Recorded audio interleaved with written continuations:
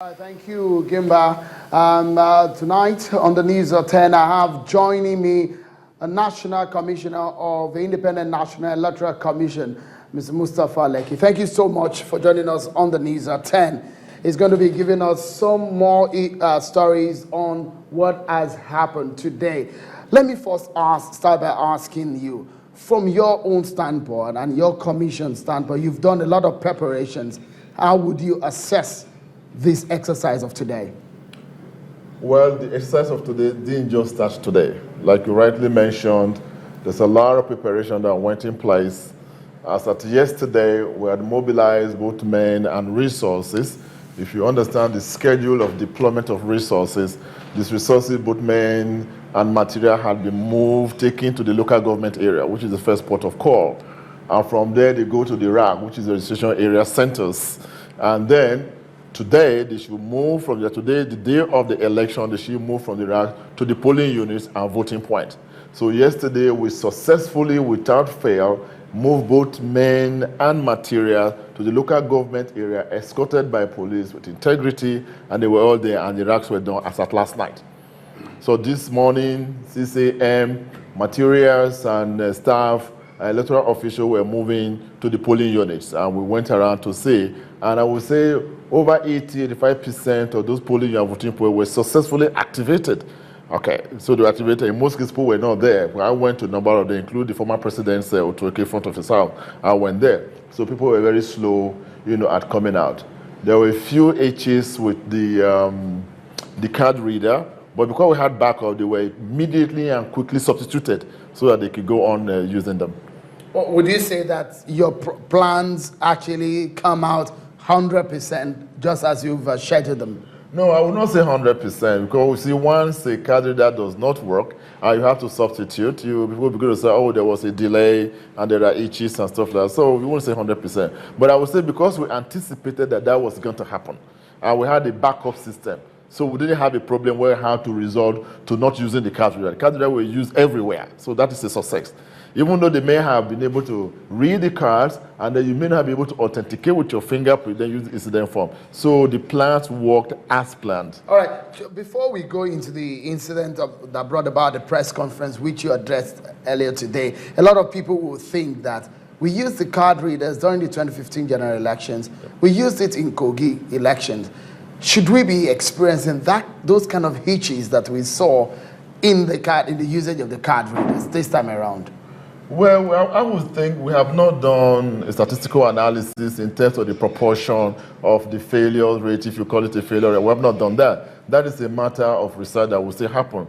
But I think there's been significant improvement. For one thing, there was very little delay. I mean, it's a machine. It's a man-made machine. Even sometimes your cell phone will go into a state of lock, and then you have to reboot it so that you can get it working again. So what we did is that I would say that our arrangement to ensure immediate prompt substitution with another card reader works very well. So there was no situation whereby the substitute card reader was in place, did not work. So they work. And these are lessons learned from what happened in both 2015 election and the Kogi election. Mr. Lecky, tell me, this evening, you addressed a press conference where you told the whole world that the Bayelsa election will not be concluded today, but it will continue tomorrow, which, of course, a lot of people are anticipating that the election will go on, and we probably might be having an idea of what the result is.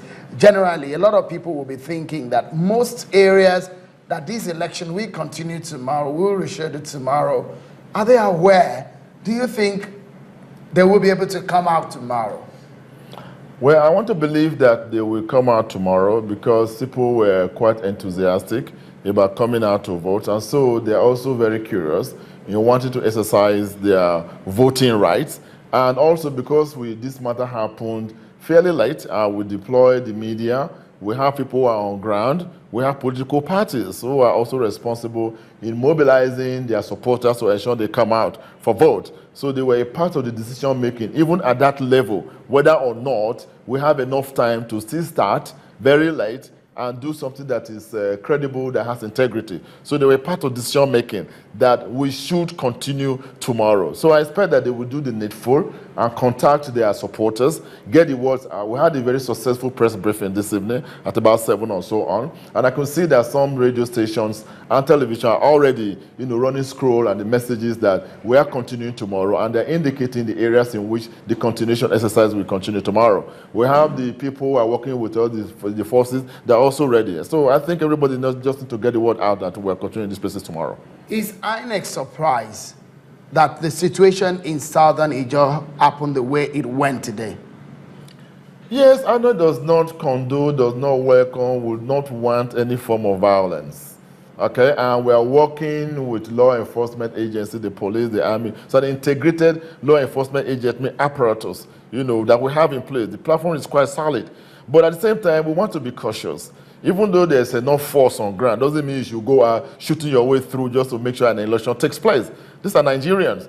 So we have to exercise caution, make sure we stabilize the position, stabilize the situation, protect lives, including lives of voters, not just the lives of INEC officials and others who are participating, before we go out and say, well, that if in doing that, we now eat into the time schedule to do it, so be it. Because it's very important that the people's lives and what they are maintained before we go on. So in terms of being surprised, yes, because INEC does not want violence. And so we're surprised. We expect that people will behave. We expect that political parties will have educated their members. There was a peace pact that was signed onto, a pact that there will be law and order. You will obey the rules and regulations. That was reaffirmed again in the stakeholder meeting that took place just this last Tuesday. So we're definitely surprised. Right. And we don't like this thing happening. We want it to stop for good. Thank you so much, Mr. Lecky. So we know that tomorrow, what happened today will not happen tomorrow, isn't it? Is that what they are promising us? By the grace of God, it will not happen tomorrow. We will not have an inconclusive election tomorrow. All right. Thank you so much. Thank you so much, Mr. Lecky, for talking to us. Mr. Mustapha Lecky, National Commissioner of INEC, talking to us on the update of what exactly went down today in Bayelsa.